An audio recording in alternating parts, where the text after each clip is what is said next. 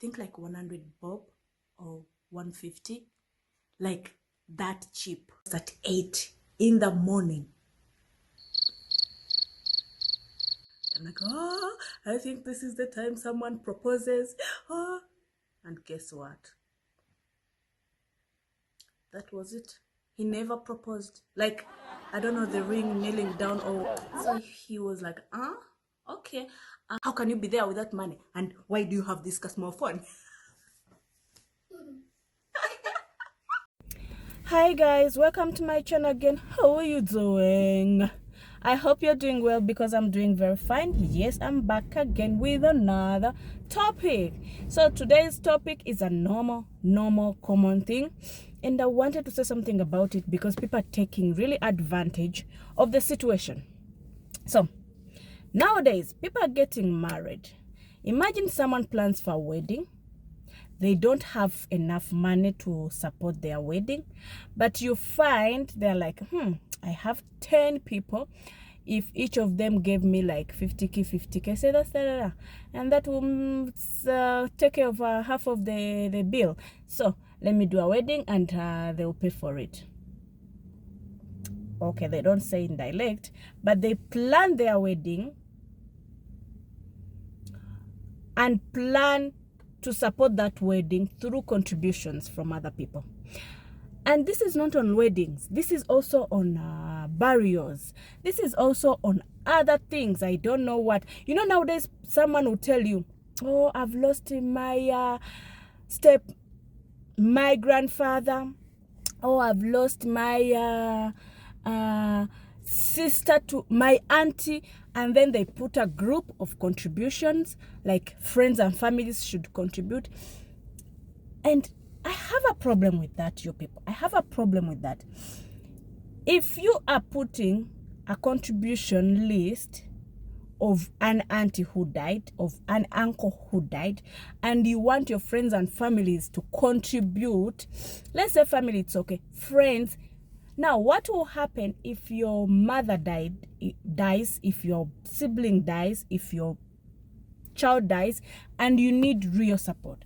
Okay, what will happen if it's a bit hot here? Wait a minute. So what will happen if you really need support, when you're really in a situation that you need other people to support you, but you've been asking for support on an auntie who died, on an uncle who died, and yet this person was not even in the hospital? You know, there are some situations whereby it's so understandable. Like someone has been in the hospital for so long, the bill is so high, you know, you need support. That is understandable. I'm not questioning that. I'm questioning two things. I'm questioning people who plan their wedding according to people's contributions. I'm questioning people who lose distant relatives and they expect friends like to contribute. This is a distant relative, but you put a group for people to contribute, and you put this junk of amount of money, and you're like, okay, what if you're in a situation where you really need support? What will happen? People are getting tired of that. And you know, with this economy, like, people are surviving on paycheck after paycheck, like coin after coin. So you find like in your phone you have like 12 groups, but out of 12 groups that need contribution, only one makes sense. Like someone's wife is in the hospital or husband is in the hospital. That is an immediate person. Of course, the bill is so big, they need support. That is totally understandable. And such people, you don't even question, you don't even think twice, you just support, because you know that is an immediate person, and it is, you know, like a hospital bill is always a big deal, so you cannot take it lightly. If you really know this person, if you love this person, of course you have to step in. But the wedding contributions are becoming too much. Do you know? Okay, I will not speak for Kenyans, I'll speak for my Rwandese people. Do you know in Rwanda, you find one person has like 20, maybe I'm exaggerating with 20, maybe like 6 weddings on one Saturday. And those 6 weddings, they all expect you to contribute. And on top of that, yes, they'll do a list. But on top of that, the way they nag you to pay, the way they stress you to pay, it's like you took a debt from these people and you're supposed to pay back. Like I'm telling you, someone who plan a wedding depending on the contributions other people are going to give them. How did we get there? I thought a contribution is something you give willingly.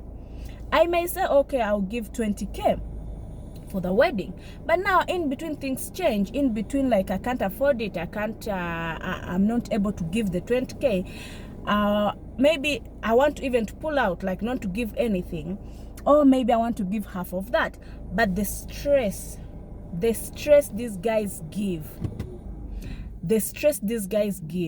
you will think like you took something from them. You will think they are doing a wedding for you, like you're going to share the wife or the husband.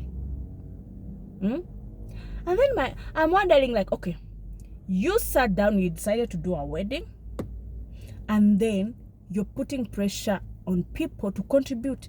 Like when you were planning your wedding, like you didn't organize yourself enough to, be sure that, I have the wedding will cost me 7 million. I have the 7 million. If people contribute, that is a bonus. But at least I have something to do my wedding. But at least there's money for the wedding. Whatever comes in should be a bonus. And people should not be stressed. My goodness. Do you know that you may be, like at home, you don't have enough money for food, you've not paid school fees, but you have to pay for the wedding? No, you people, this thing is becoming too much. It's becoming too much. I remember my time when I was doing a wedding. I remember we were in wedding meetings. Number one, I didn't want to stress people with like, the way you tell people, oh, you're going to work in service, you're in protocol, I didn't want that. So I'd arranged a group, I'd hired a group of people to do that so that everyone can enjoy the wedding. Number two, I didn't want the list, the contribution list. And from nowhere, I see one of my good friends. I know her intentions were sweet and kind. I see on the group, Papa has created a group. I almost cried. And then I told my sister, I don't want a group. And then she was like, why are you acting rich? And I'm like, no, I'm not acting rich, but I don't want people to create a group just for contribution. I want people to know, oh, okay, Joyce has a wedding. I want to contribute. Like, they contribute without me putting a list of people contributing. Then I was telling my sister, please, whatever you do, do not pressure people to contribute. Let whoever wants to contribute, let them contribute. Don't remind people to contribute. Don't update what is not paid. Because as we had planned our wedding and we had all the money, we were ready to take care of everything we needed for the wedding.